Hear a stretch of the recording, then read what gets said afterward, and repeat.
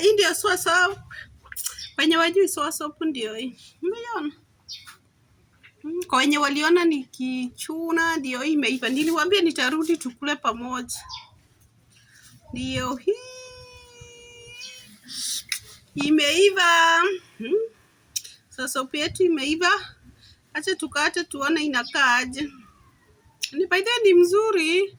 Ni mzuri kwa kansa, kwa mambo mengi.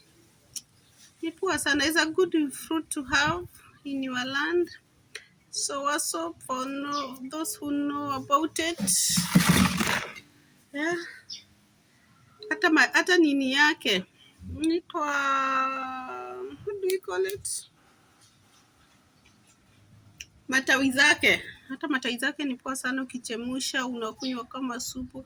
Kama uko na popo, unachukua hiyo popo, una mix na hiyo matawi ya popo na matawi ya hii soa soap mtu yake, ni poa sana ukimix. So good, hata kama uko na mtu ako na kansa, ni poa sana.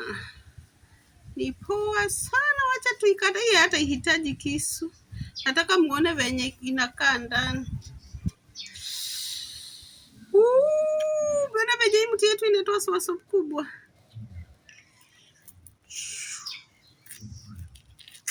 Inakaa hivyo ndani. Mwenye wajaona, lakini iko na mbegu na mbegu hapa hazionekani. Acha niwekelee kwa hiyo sahani hiyo. Nataka muone, unatoa tu hivi ukikula. Very sweet. Acha nionyeshe mbegu yake.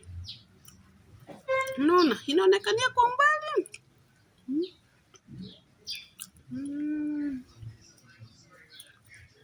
Mbegu zake zinakaa hivyo.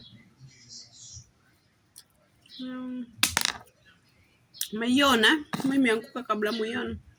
Nakaa hivi. Mbegu ndio mbegu yake. Unaona? Hata hizo mbegu zimejificha huko kwa nyama ndani, hata huwezi iona. So, kama unataka soa soap kuja tukula. Mama nitakusambazia. Sawa? Niandikie message hapo unataka soa soap. Nikusambazie mara hiyo. Asante sana my followers. To like.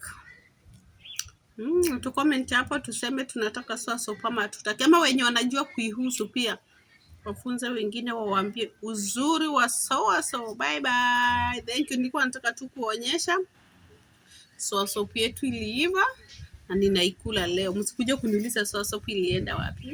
Bye bye.